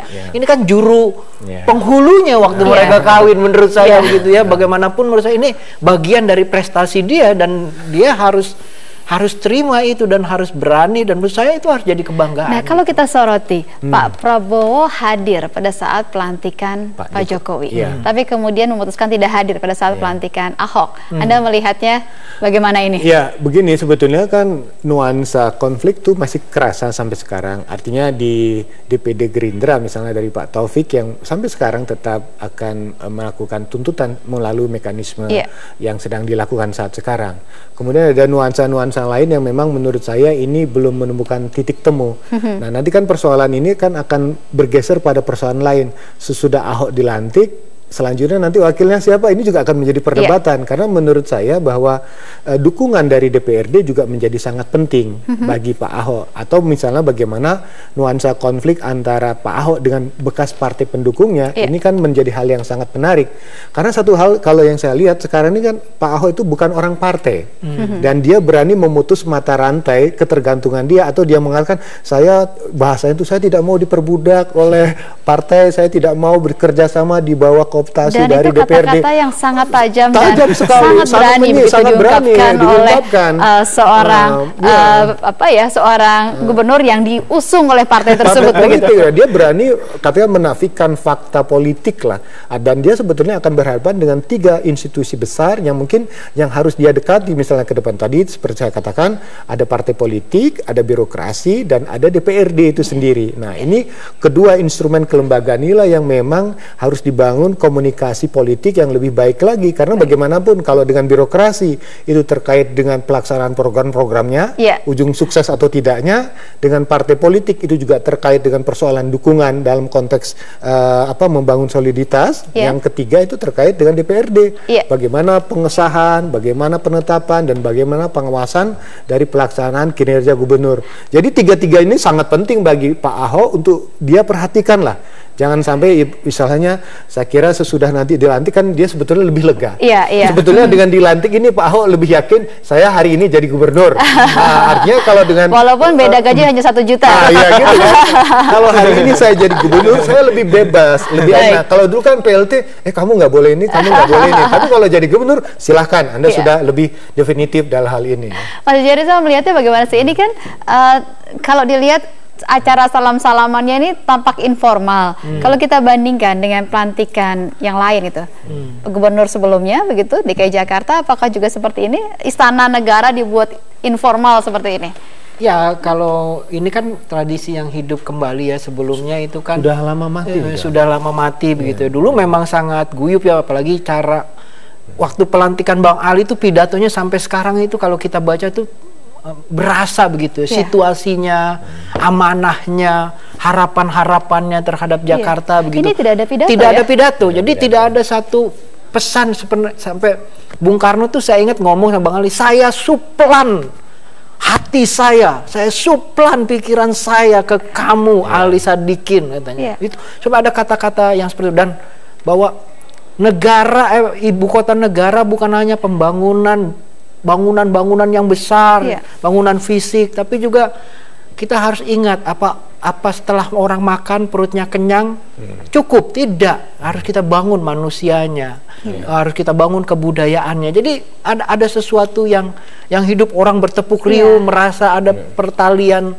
pikiran dan harapan. Dan menurut saya harap nanti ke depan apabila Pak Jokowi melantik gubernur yang lain lagi selain Ahok, tradisi-tradisi lama itu dihidupkan supaya mereka merasa. Ini menarik. Ini memang pelantikan pertama dari Pak Jokowi ya, terhadap seorang gubernur. Kalau melihat yang sebelum-sebelumnya kan hanya dilantik oleh Menteri Dalam Negeri. Tidak ada jajaran kabinet yang hampir lengkap seperti kehadirannya saat ini gitu ya. Ini menjadi satu tantangan juga ya, Mas ya. Kalau Mas melihat ke depan, apakah nanti pelantikan gubernur setelah Ahok ini daerah lain akan juga seperti ini? Iya, saya harap harusnya seperti itu, karena dulu di tahun 50-an tuh salah satunya adalah banyak kritik terhadap pemerintah pusat yang hanya memperhatikan Jakarta. Bahkan sampai seorang sastrawan terbesar dari Sumatera namanya Sultan Takdir Ali Sabana tuh bilang Jakarta itu udah seperti lintah besar yang menempel di tubuh pulau-pulau di luar dari Jawa, katanya seperti itu. Ada kemarahan, menghisap, kekirian, dan mereka hanya dieksploitasi, tidak mendapat perhatian. Nah, hal-hal seperti ini nanti kan ditonton nasional, orang akan bilang, wah memang Jakarta ini kurang ajar ya, nggak pernah sadar, nggak pernah desentralisasi ya, nggak, tetap sentralisme begitu. Nah, ini yang menurut saya menjadi penting ke depan itu, hal-hal model pelantikan yang seperti ini tuh menguatkan. Apalagi program Pak Jokowi kan juga menyangkut pembangunan yang melibatkan banyak tempat di Indonesia begitu ya, dan gambaran Indonesia sebagai satu keluarga, satu album keluarga tuh benar-benar kelihatan, nggak cuma di Jakarta, nggak cuma Jakarta, dan di belakangnya bayang-bayang tempat-tempat lain. Ada juga melihat hal yang sama, Mas Yed, apakah memang tradisi pelantikan gubernur yang seistimewa ini perlu juga dipertahankan untuk semua daerah lain? Iya, nanti ada juga begini. Nanti pelantikan gubernur selanjutnya yang selama ini diwakilkan kepada Menteri Dalam Negeri, kalau Pak Jokowi dalam konteks ini kerja, belusukan, itu bisa melantik gubernur-gubernur lainnya, itu Pak Jokowi datang ke daerah saja. Jadi membangun satu kekuatan, soliditas pemerintah pusat dengan daerah, dan sekaligus memperkuat adanya dukungan pusat kepada pemerintah daerah.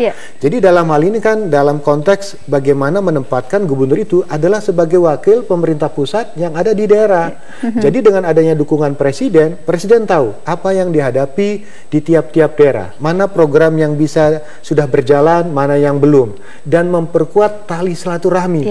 Jadi dengan adanya kehadiran presiden di setiap pelantikan gubernur, itu akan memperkuat adanya soliditas yang besar bahwa pusat dan daerah itu sebetulnya bisa bersinergi besar. Jadi presiden bisa langsung bertanya, mana yang sudah dilakukan sebelumnya, mana yang sudah berhasil, mana yang belum. Nah, saya kira kan jumlah proposal provinsi di Indonesia kan ada 34 lah sekarang. Kan pelantikannya ya dalam sebulan sekali kan, belum tentu ada dalam setahun juga ini kan. Itu penting untuk diprioritaskan oleh Presiden. Jadi ini kan supaya tidak menimbulkan eksklusivitas yang hanya ada di Jakarta. Mengapa Jakarta begitu diistimewakan? Pak SBY kan melantik Pak Sultan Jogja menjadi gubernur, dilantik di sana. Nanti mungkin melantik gubernur Sumatera Barat, mungkin karena itu Sultan ya Raja. Oh iya, saya kira tidak ada yang eksklusif lah. Jadi pelantikan yang model seperti ini akan memperkuat hubungan kerjasama. Jadi presiden posisinya dirasakan di daerah dan gubernur merasa diwongki. Rakyatnya lah mungkin merasa diperhatikan. Baik. Satu poin yang menarik bahwa ini satu tradisi yang penting dan bagus dimulai oleh Pak Jokowi dan diharapkan diteruskan. Begitu untuk pelantikan gubernur selanjutnya untuk membina satu relasi yang erat antara daerah dan juga pusat. Nah, kita akan bahas lagi mengenai hal ini. Banyak kejadian menarik juga, termasuk juga saya melihatnya di sini ini istana jadi seperti istana Pak Ahok, jadi seperti istana gubernur DKI ya. Karena semua terpusat ke Pak Ahok. Kita akan bahas lagi gitu ya, bagaimana Ahok akan menjalankan kinerjanya nanti ya. Sesaat lagi kami kembali untuk Anda.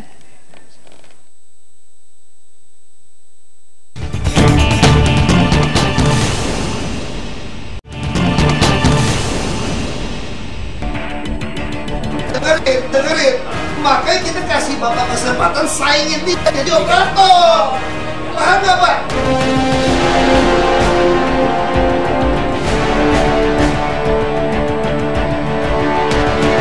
Insinyur Basuki Cahayapurnama MM, pelaksana tugas Gubernur Provinsi.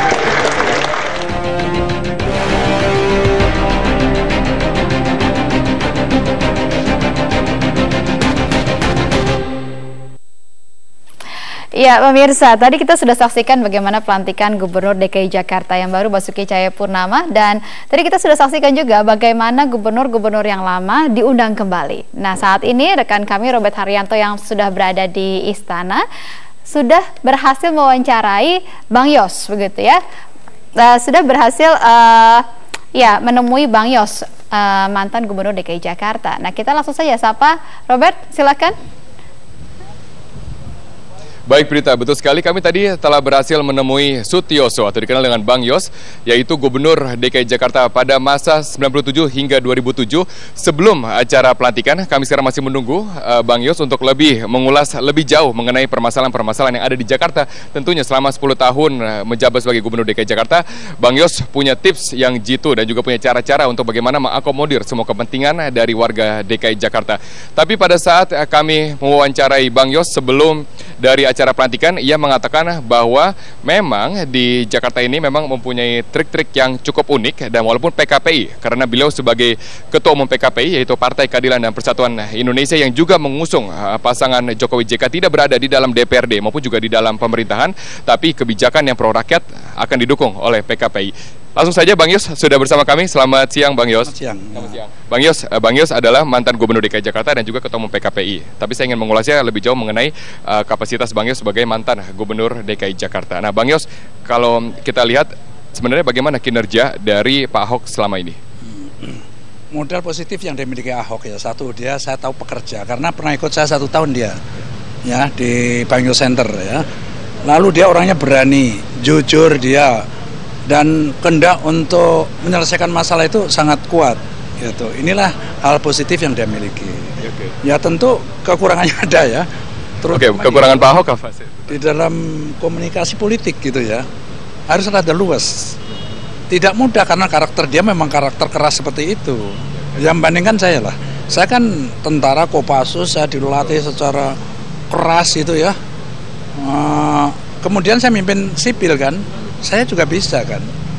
Tapi apakah ini karena memang perbedaan zaman mungkin? Sekarang ini zamannya memang orang mesti dikerasin. Ya ada saatnya keras, tapi tidak semua orang dikerasin gitu kan. Terhadap anak buah juga gitu, anak buah yang muda yang masih mungkin keras, tapi kalau yang tua kan harus pendekatan yang lain. Kalau menegur misalnya kan gitu kan. Bagaimana cara komunikasi sebagai Gubernur DKI Jakarta? Karena kan maksudnya adalah baik, tapi cara penyalurannya yang kadang kurang cukup diterima. Padahal masyarakat itu kan banyak sekali lapisan dan juga golongan. Ya itu tadi, luas itu tadi. Oh ini orang keras, kan tidak perlu keras. Misalnya menghadapi FPI, mungkin yang rada lunak gitu kan. Yang penting kan sasaran tercapai, dia mengerti gitu. Ya mengerti kan, tujuan tercapai itu yang paling penting. Caranya bermacam-macam kan. Nah kalau keras lawan keras ya pasti terjadi percikan, akan terjadi gitu kan. Menurut Bang Yos, di masa jabatan Gubernur DKI Jakarta hingga 2017, apakah mungkin karakter dari seorang Basuki Cahayapurnama bisa diubah sedemikian rupa? Karakternya nggak bisa dirubah ya, tetapi cara komunikasi politik sekali lagi ini kan jabatan politik. Saya sudah memberikan contoh kan, kurang apa kerasnya saya asal usulnya ya. Nyatanya saya bisa senyum-senyum, saya bisa bergaul dengan siapa saja kan waktu itu. Berbicara mengenai kebijakan-kebijakan kontroversial juga seperti sekarang perapihan Pasar Tanah Abang dan juga ada permukiman liar yang dirapikan juga. Tapi Bang Yos kan juga banyak kebijakan kontroversial, taruhlah bus Transjakarta dan juga dilarang merokok di tempat umum. Apakah pada saat itu bagaimana pengalaman Bang Yos dalam menghadapi suara-suara yang negatif dan menolak? Ya jadi gini kan, kebijakan itu ya prinsip dasarnya ya harus menguntungkan orang banyak gitu kan. Tetapi tidak mungkin kita membuat everybody happy, itu nonsen, tidak mungkin bisa. Ya 10 juta suruh ukur setuju, saya senang, nggak bakalan. Pasti ada yang kontra. Lah kontra inilah yang perlu kita dekati, jelaskan. Tetapi jangan terus mundur gitu kan. Sekali keputusan kita ambil, kebijakan itu jangan pernah dicabut lagi udah. Nah itu berbicara mengenai kepribadian dan juga leadership atau cara kepemimpinan dari Pak Ahok. Tapi melihat dari program-program DKI Jakarta sekarang ini dengan MRT dan juga dengan perapihan permukiman liar, permukiman kumuh dan juga yang lain, apakah sudah on the track dengan adanya rencana kedua? Itu yang aku senang karena itu semua kan kita rintis dulu. MRT itu kan masuk dalam pola transportasi makro ibu kota. Ada MRT, ada monorail, ada busway, ada waterway, itu yang terintegrasi. Jadi senang saya karena dia secara sungguh-sungguh ingin meneruskan itu gitu. Baik pada saat Pak Jokowi, sekarang dilanjutkan dia. Nah, saya juga berharap sampai MRT ini secara paralel monorail selesaikan. Kalau itu 2 kendaraan massal itu saja sudah apalagi diintegrasikan dengan Transjakarta, itu akan sudah tertolong banyak kita. Tetapi sekali lagi tetap harus ada peraturan-peraturan. Misalnya kan kendaraan bermotor nggak boleh lewat itu. Kalau saya setuju saya. Ya, lihat aja. Banyak sekali yang menentang. Ya pasti seperti itu. Lihat aja Beijing, lihat aja Shanghai. Tidak ada sepeda motor masuk kota. Dia hanya di pinggir kota saja. Di kota-kota besar seperti itu. Contohnya yang paling buruk juga ada. Hanoi. Itu udah lautan sepeda motor. Apa kita mau seperti itu nanti? Kan nggak bisa. Jadi kita bukan diskriminasi terhadap pengendara motor, tetapi semua harus kita atur. Harus kita atur untuk kepentingan bersama. Bagaimana dengan dukungan secara politik dari PKP? Karena PKP tidak berada di dalam DPRD DKI Jakarta. Apa sumbangsi? Bagaimana cara Pak Sutioso untuk terus mendorong kebijakan-kebijakan yang pro rakyat dari pemerintahan DKI Jakarta? Gini ya, karena secara personal kan saya hubungan baik dengan dia kan. Saya mungkin sudah beberapa kali ketemu itu kan. Dan saya pernah memberikan buku juga. Saya bilang masih jadi wagub nih Hok, ini mimpi saya. Mudah-mudahan kamu bisa meneruskan nanti gitu. Jadi misalnya mengatasi banjir, bagaimana konsepnya dan gambarnya, bagaimana mengatasi macet, bagaimana gambarnya, kan bagaimana sistem yang kita gunakan, itu ada semua. Kalau dia melakukan itu aja meneruskan, tidak usah ngarang-ngarang hal-hal yang baru lagi, itu sudah akan dikenal masyarakat. Dia 3 tahun tidak lama. Kalau dia bagus 3 tahun, dia bisa terpilih lagi 2017. Dengan pemilihan langsung, dengan catatan ya, seperti itu. Oke, Pak Sutioso, terima kasih atas waktunya. Untuk terakhir, 3 kata untuk menggambarkan seorang Basuki Cahayapurnama, apa saja? Ahok, kamu pekerja, kamu berani, dan niat kamu baik. Lanjutkan. Oke, baik, terima kasih Bang Yos. Sukses terus dan sehat selalu. Nah, sampai sekarang memang tamu-tamu yang berada di Istana Negara yang menghadiri acara pelantikan Gubernur DKI Jakarta secara definitif, yaitu Basuki Cahayapurnama, masih terus untuk keluar. Dan kami tadi juga telah bertemu dengan beberapa narasumber yang berada di sini.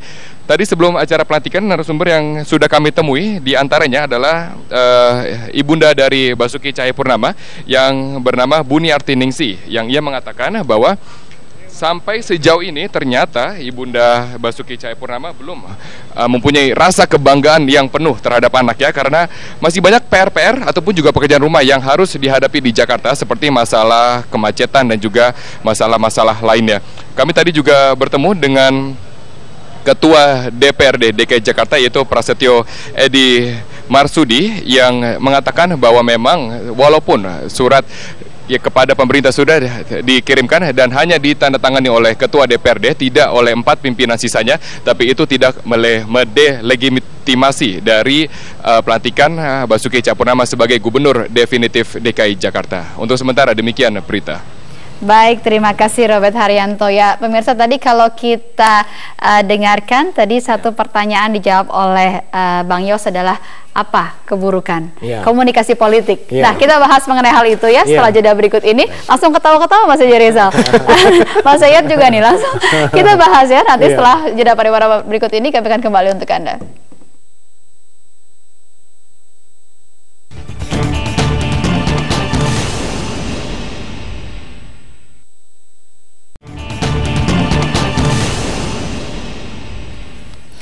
Ya pemirsa, resmi sudah Presiden Joko Widodo melantik Basuki Cahayapurnama menjadi Gubernur DKI Jakarta. Ahok atau Basuki Cahayapurnama akan memimpin Jakarta hingga 2017 mendatang. Sejumlah menteri dan juga pejabat serta tokoh partai politik turut menghadiri pelantikan Ahok. Dan berikut kami putarkan kembali saat Ahok dilantik sebagai Gubernur DKI Jakarta. Sumpah jabatan Gubernur DKI Jakarta oleh Presiden Republik Indonesia.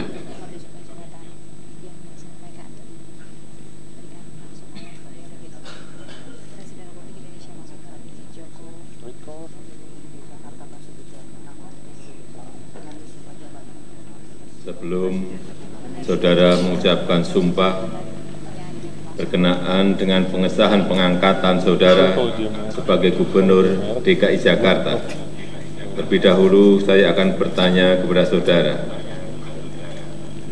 apakah saudara beragama Kristen Protestan? Ya, saya beragama Kristen Protestan. Bersediakah saudara mengucapkan sumpah menurut agama Kristen Protestan? Bersedia. Apabila demikian, saya minta saudara mengikuti dan mengulangi kata-kata saya.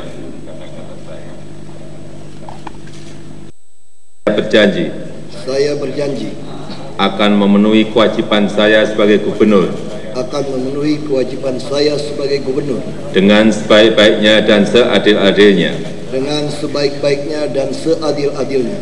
memegang teguh Undang-Undang Dasar Negara Republik Indonesia tahun 1945,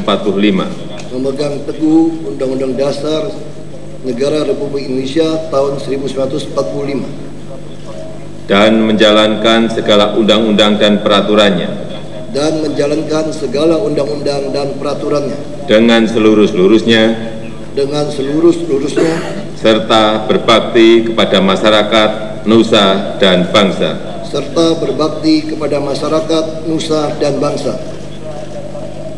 Semoga Tuhan menolong saya.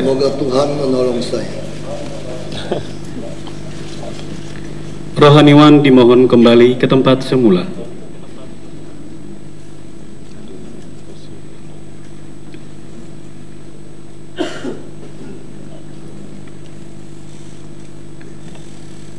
Presiden Republik Indonesia dimohon menuju meja penandatanganan.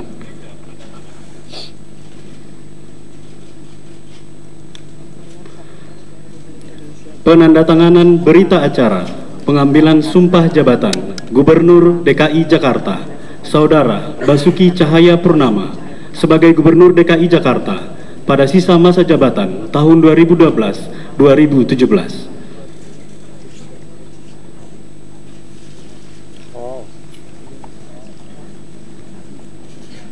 Pendengar saya sedang ditandatangani berita acara pengambilan sumpah jabatan Gubernur DKI Jakarta Basuki Cahayapurnama oleh Presiden Republik Indonesia Joko Widodo pada Gubernur DKI Jakarta Basuki Cahayapurnama.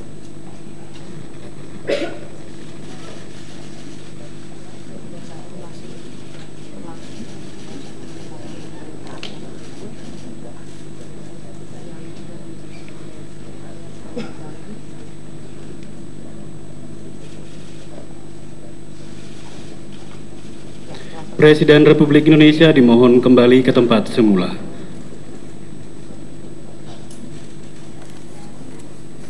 Baik pemirsa, kita akan kembali lagi ke istana di mana sudah ada rekan kami Robert Haryanto yang sudah bersama dengan Ketua DPRD DKI Jakarta yaitu Prasetyo Edy Marsudi. Robert, silakan. Baik, Prita, hal yang ditunggu-tunggu oleh masyarakat saat pelantikan dari Gubernur definitif Basuki Cahayapurnama adalah apakah dari fraksi-fraksi yang menentang pelantikan Ahok di DPRD DKI Jakarta datang, dan kami akan langsung bertanya kepada Ketua DPRD DKI Jakarta Bapak Prasetyo Edy Marsudi. Selamat siang, Pak. Selamat siang. Bagaimana dengan fraksi-fraksi yang menentang, apakah hari ini ada perdamaian maupun juga dukungan dari mereka?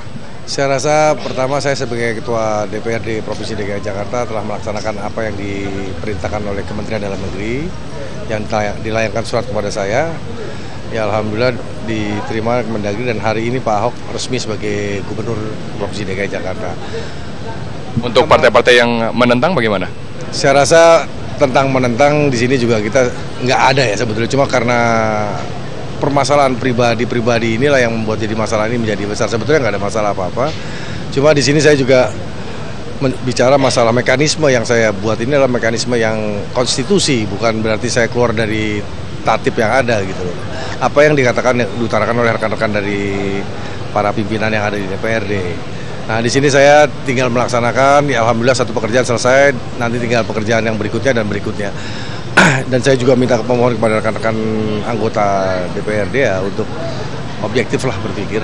Untuk konfirmasi saja Pak, apakah hari ini ada fraksi-fraksi yang tidak setuju pelantikan untuk datang tadi di dalam acara?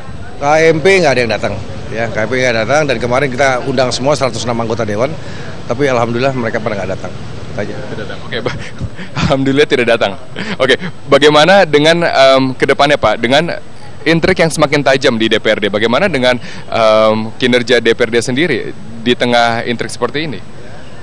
Saya nggak merasa diintrik dan saya ingin ke depan ini setelah pelantikan Pak Ahok saya ingin bekerja dan bekerja. Itulah target saya supaya anggaran 2015 nanti diketok bisa pada saat tanggal 30 Desember. Itu aja Pak. Bapak sebagai Ketua DPRD apa langkah Bapak untuk mendamaikan kembali fraksi-fraksi yang bertentangan di DPRD? Ya saya tinggal buka komunikasi dan saya juga nggak merasa bertentangan dengan mereka. Mereka yang bertentangan dengan Pak Ahok, tapi saya sebagai Ketua DPRD kan harus bertanggung jawab. Apa yang sekali lagi yang dilayangkan surat kepada saya, itu aja. Nah sekarang saya sudah melaksanakan tugas dan besok saya akan mengundang rekan-rekan dari fraksi-fraksi lain untuk rapat mengenai alat kelengkapan dewan, itu aja. Nggak ada lagi. Saya nggak ada friksi apa-apa, cuma ya ini sekali lagi ya saya minta maaf kepada rekan-rekan yang mungkin tidak sependapat dengan saya. Ya inilah tugas saya sebagai Ketua DPRD yang diberi tanggung jawab pada saya. Apakah ini akan mengganggu dari pengawasan DPRD terhadap pemerintah nantinya jika masalah pribadi dibawa-bawa dalam pengawasan? Nah itu dia kan melihatnya dari kacamata mana. Tapi saya rasa mudah-mudahan teman-teman juga dan rekan-rekan di DPRD ya kita objektif lah. Ayo kita kerja. Masyarakat menunggu kita kerja. Kalau hanya infotainment seperti ini aja kita nggak akan selesai. Oke, baik. Kita beralih ke masalah Wagub. Bagaimana mekanisme Wagub, Pak? Ya Wagub ini kalau menurut perundang-undangan yang baru ini Pak Basuki Cahayapurnama bisa mengambil siapa yang akan mendampingi dia. Tetapi saya mengimbau kepada Pak Basuki Cahayapurnama bahwa Pak Basuki Cahayapurnama maju itu ada partai pengusungnya, yaitu PDI Perjuangan dengan Gerindra. Ya bicaralah pada ketua umum saya, bagaimana yang baik untuk memimpin Jakarta ini. Saya rasa itu. Ya. Dengan Perpu yang baru yang menjadi dasar, apakah harus dengan persetujuan DPRD nantinya Wakil Gubernur DKI Jakarta? Ya, DPRD mengajukan, diterima oleh Pak Gubernur, apakah dia bisa terima atau tidaknya. Tetapi yang sebaiknya supaya ini tidak terjadi komunikasilah kepada ketua umum masing-masing partai, itu aja. Kita buka komunikasi. Ya? Terima kasih Bapak Edy Prasetyo, terima kasih, selamat bertugas. Ya, makasih. Dan itulah wawancara kami dengan Ketua DPRD DKI Jakarta. Sudah dikonfirmasi bahwa fraksi yang menentang pelantikan Ahok, yaitu dikenal dengan Koalisi Merah Putih yang ada di pemerintahan DKI Jakarta, sama sekali tidak ada yang hadir. Dan ini juga bertentangan dengan apa yang terjadi di DPR Pusat, karena di DPR Pusat sudah ada nota kesepakatan antara dua kubu dan mengatakan bahwa saat ini DPR hanya satu, tidak ada KIH dan juga tidak ada KMP, tetapi ternyata di DKI Jakarta masih ada koalisi yang tidak sejalan dan juga ada koalisi Merah Putih. Demikian Prita. Baik, Robert Haryanto, terima kasih. Dan mendekati akhir dari live event ini, saya ingin Mas Yayat terlebih dahulu memberikan pesan ini kepada Gubernur DKI yang baru. Ya, artinya hari ini kita euforia pelantikan, tapi selanjutnya besok PR-nya masih banyak yang harus selesaikan. Tadi membangun komunikasi politik ya dengan DPRD yang lebih bagus. Kedua, memperkuat, mendukung dan memperbaiki komunikasi dengan birokrasi sebagai ujung tombak dari pelaksanaan program. Karena tadi kekurangannya komunikasi politik tadi yang ditemukan oleh Bang Yos. Bang Yos ya kan. Yang kedua kan bagaimana membangun trust ya dengan birokrasi yang menjadi pelaksana dari program yang akan dilaksanakan. Ingat, tahun ini penyerapan DKI itu sangat rendah dalam sejarah. 30%. Hanya 30%, paling rendah dalam sejarah. Dalam sejarah. Anda melihatnya kenapa? Dalam 30-nya? Anda melihatnya kenapa? Ya, inilah persoalannya. Apakah ini persoalan karena perubahan sistem atau ada resistensi di dalamnya? Karena atau persoalan komunikasi tadi ibaratnya ketika ada orang menjalankan ide, tapi yang didapat adalah mungkin suatu bentuk-bentuk teguran, dan ada hal yang perlu kita kurangilah dalam ini. Dalam hal ini misalnya Pak Ahok mengatakan nanti ketika saya dilantik saya akan ganti si anu. Nah, penggantian itu kan membuat orang galau. Apalagi bulan Desember ini akan dilakukan restrukturisasi, perubahan reorganisasi, akan memberombak semuanya. Nah, itu membuat orang jadi galau kan. Baik, nah, PR jadi pertama internal. Bagaimana komunikasi internal? Membangun komunikasi internal. Baik. Dan kalau Mas JJ, pesannya apa nih buat gubernur yang baru? Saya nggak akan pesan cukup istimewa karena saya tahu Ahok ini sudah punya serombongan agenda di kepalanya dia, dan dia sudah berkali-kali ngomong udah nggak sabaran gitu, sudah diubun-ubun harus dikeluarkan. Dia nggak bisa apa-apa kemarin karena dia PLT atau karena dia wakil. Nah, tapi sekarang dia sudah pegang itu power, itu kekuasaan dia pegang, dan kita lihat saja Ahok akan melakukan seperti apa begitu. Dan yang terpenting menurut saya memang seperti Kang Yayat katakan, saya setuju, kita harus memikirkan kira-kira siapa yang akan mendampingi Ahok begitu yang ya. Seperti apa? Yang seperti apa? Ya menurut saya tuh Ahok berkali-kali secara bercanda maupun serius ngomong. Bercandanya ngomong Dian Sastro, seriusnya ngomong Ibu Handayani. Tapi saya pikir ini bagian dari kesadaran dia bahwa dia terlalu sering berkonflik karena dia menganggap dirinya kan koboi, tembak sana, tembak sini, hajar sana, hajar sini. Jadi menurut saya Ahok punya banyak agenda di belakang kepala dia, dan kita percaya sekarang dia punya power. Dan saya mengutip Sophia Lacuba, kita lihat saja nanti. Saya pikir mengutipnya apa begitu ya. Oke, Mas Jerizal, terima kasih. Mas Yayat Supriyatna, terima kasih. Dan selamat untuk Gubernur DKI Jakarta yang baru, dan kita tunggu sepak terjangnya dan menyelesaikan PR-PR tadi disampaikan oleh para pengamat di sini. Dan seperti tadi kutipan Sophia Lacuba ya, kita lihat saja nanti ya. Terima kasih pemirsa sudah bersama dengan kami. Live event dari pelantikan Gubernur DKI Jakarta kami akhiri. Terima kasih. Saya Prita Laura, sampai jumpa.